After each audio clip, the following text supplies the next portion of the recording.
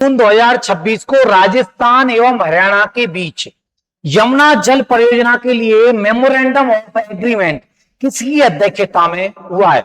नरेंद्र मोदी, राजनाथ सिंह, अमित शाह, हरिभाऊ बागरे, इनमें से किसकी अध्यक्षता में ये हुआ है? आप लोगों को आंसर देना है, जल्दी आप लोग जवाब दीजिए। तो देखिए ये किसकी अध्यक्षता में हुआ है?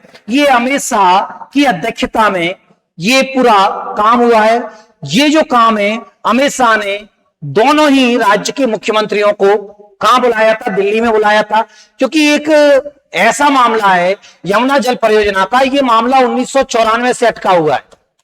1994 से अटका हुआ है। लगभग 30 साल बाद 30 साल बाद ये मामला क्या हुआ है? सॉल्व हुआ है कि जो यमुना का जल है वो कहां तक पहुंच रहा है? आपके राजस्थान तक पहुंचेगा।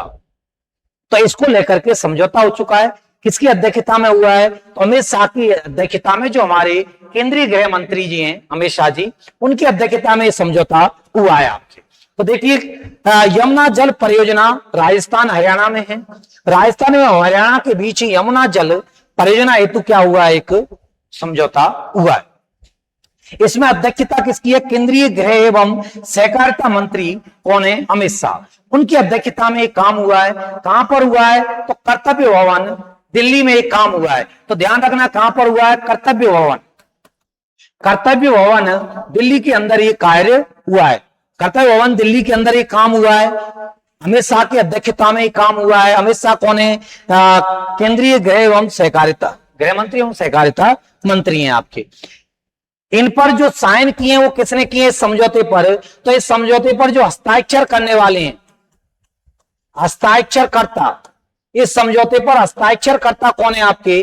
तो एक तो हमारे केंद्रीय जल मंत्री हैं। केंद्रीय जल मंत्री कौन है आपके? तो ध्यान रखना है CR पाटिल। केंद्रीय जल मंत्री हैं CR पाटिल, उन्होंने साइन किए। इसके अलावा मुख्यमंत्री भजनलाल शर्मा जो कहां के हैं? राजस्थान के। और एक मुख्यमंत्री हैं नायब सिंह सैनी, जो कहां के मुख्यमंत्री हैं? हरियाणा के मुख्यमंत्री हैं। तो ये तीनों लोगों ने इस पर साइन किए हैं। अध्यक्षता किसने की है? अमित शाह ने की है इसकी। एमयू की अध्यक्षता किसने की? अमित शाह ने की इस मीटिंग की।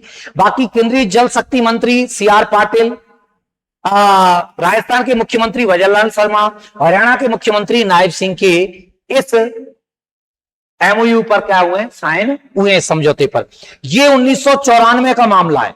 ये 1994 का समझौता है, लेकिन वो विवाद था, विवाद वाला मुद्दा चल रहा था। अब इस विवाद को 30 साल बाद क्या किया गया है? सॉल्व किया गया है। और हरियाणा से यमुना के जल को भजनलाल जी राजस्थान में लेकर आ गए। एक भागीरथ की भूमिका निभाई है भजनलाल जी ने, कि एक लंबे समय से जो मुद्दा अटका था, जहां पर कई अनुभवी लोग मुख्यमंत्री बन चुके थे, जैसे गहलोत साहब, वो भी सॉल्व नहीं कर पाए।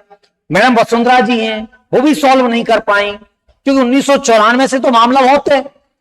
भगत सिंह शेखावत साहब थे, वो भी रहे हैं आपके मुख्यमंत्री 10वीं विधानसभा में, कि 10वीं विधानसभा 1993 में आ गई है, तो वो भी इसको सॉल्व नहीं कर पाए। तो ये मुद्दा अब जाकर के भजनलाल सरकार में जाकर के क्या हुआ है? सॉल्व हुआ। एक लंबे समय से चलने वाला मुद्दा था। 2024 में भूमिगत पाइपलाइन से जल हस्तांतरण हेतु संयुक्त DRP तैयार की गई। यहां ध्यान रखना है, ये जो जल हरियाणा से यमुना का जल कहां तक पहुंच रहा है? राजस्थान तक। वो किसके सहयोग से पहुंचेगा? पाइपलाइनों के सहयोग से पहुंचेगा। कोई लेन वगैरह कोई अन्य माध्यम नहीं होगा, भूमिगत पाइपलाइनें डाली जाएंगी आपके।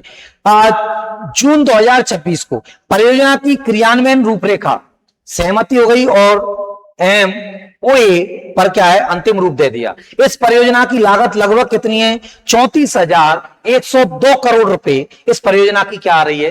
लागत आने वाली है आपकी इस परियोजना की।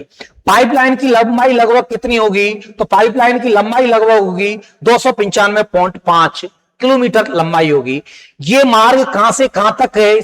भूमिगत पाइपलाइनों के द्वारा जल जाएगा, तो ये मार्ग कहां से कहां तक है? तो ये आपके हथनी कुंड बैराज से लेकर के आसियावास जलाशय, जो कहां पर है? आपके जयपुर, यहां तक ये चुरुए, कहां है आपके? चुरुए। तो यहां तक ये। अब लाभान्वित जिले आपसे पूछे जाए, वेरी वेरी वेरी इंपॉर्टेंट बिंदु है, बहुत इंपॉर्टेंट बिंदु है कि लाभान्वित जिले। तो लाभान्वित जिले कौन से हैं? चुरू है, सीकर है, झुंझुनू है। मतलब शायद जो शेखावाटी क्षेत्र है, शेखावाटी क्षेत्र को इस परियोजना का भरपूर लाभ मिलने वाला है। ईआरसीपी वाले में कौन था? पूर्वी राजस्थान वाला हिस्सा था ईआरसीपी वाली योजना में। और इसमें यमुना वाले प्रोजेक्ट में कौन है आपके? तो चुरू है, सीकर है, झुंझुनू है, मतलब शेखावाटी वाले इलाके को भरपूर लाभ मिलने वाला है। आप अनुमान लगाइए, शेखावाटी के धुरंधर राजनेता जो राजनीति में रहे वो नहीं कर पाए और पूर्वी राजस्थान के भजन लाल शर्मा ने शेखावाटी को जल पहुंचवा दिया। खतरनाक रूप से व्यवस्थित सिस्टम चलाया और 30 साल बाद एक बहुत बड़ी समस्या को क्या किया? सॉल्व किया आपके भजन लाल जी ने। परियोजना के निर्माण एवं संचालन हेतु, परियोजना के निर्माण और संचालन के लिए राजस्थान और हरियाणा यमुना वाटर इंटरप्राइजेस का क्या करेंगे? गठन करेंगे। यमुना वाटर इंटरप्राइजेस का दोनों ही राज्य मिलकर के गठन करेंगे, राजस्थान और हरियाणा। तो ये आपके यमुना प्रोजेक्ट को लेकर के विभिन्न बिंदु थे जो आप लोगों के साथ साझा किए गए थे। साथियों, जो लोग जिन लोगों ने अब तक YouTube को सब्सक्राइब नहीं कर रखा है दर्पण क्लासेज करौली को, वो सब्सक्राइब कर लेना। इसी प्रकार से लगातार शॉर्ट क्लासें आप लोगों के लिए मिलती रहेंगी टॉपिकों पर शानदार लाजवाब तरीके से।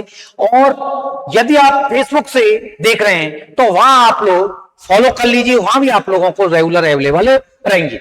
चलो साथियों, इसी प्रकार से आप लोग दर्पण क्लासेज करौली के साथ जुड़े रहें, बने रहें। जय हिंद, जय भारत।